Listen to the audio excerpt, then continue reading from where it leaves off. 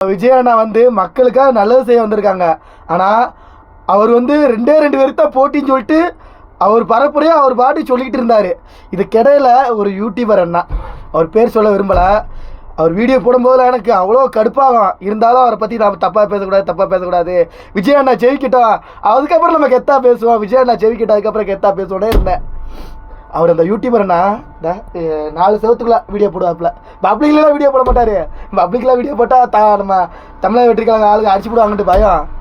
4 செவத்துக்குள்ள video போடுவாப்புல. எப்படி video போடுவார் தெரியுமா?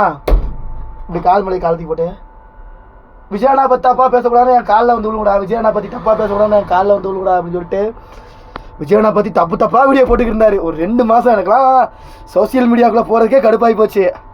ஒரு மனுஷன் நல்லது செய்ய வந்தவங்களா நல்லது செய்ய விடுங்கப்பா. உபத்திரம், அதாவது உதவி செய்யலாம் கூட உபத்திரம் பண்ணாதீங்க அப்படி சொல்லிட்டு மனசுக்குள்ள நான் பாட்டு நினச்சிட்டே இருந்தேன். விஜய் அண்ணா ஜெயிக்கிட்டு அதுக்கப்புறம் நம்ம கெத்தா பேசுவேன்னு சொல்லிட்டு வெயிட் பண்ணிட்டே இருந்தேன். அதே மாதிரி விஜய் அண்ணா ஜெயிச்சாரு. இதுக்கப்புறம் நம்ம கெத்தா பேசலாமே, என்ன பயம்.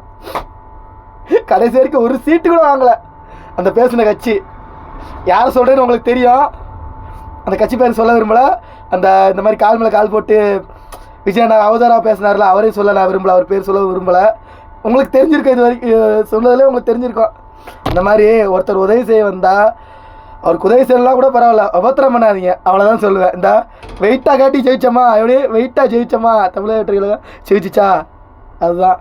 கடவுள் ஒருத்தர் இருக்காரு, அவர் பார்த்துட்டே இருப்பார்.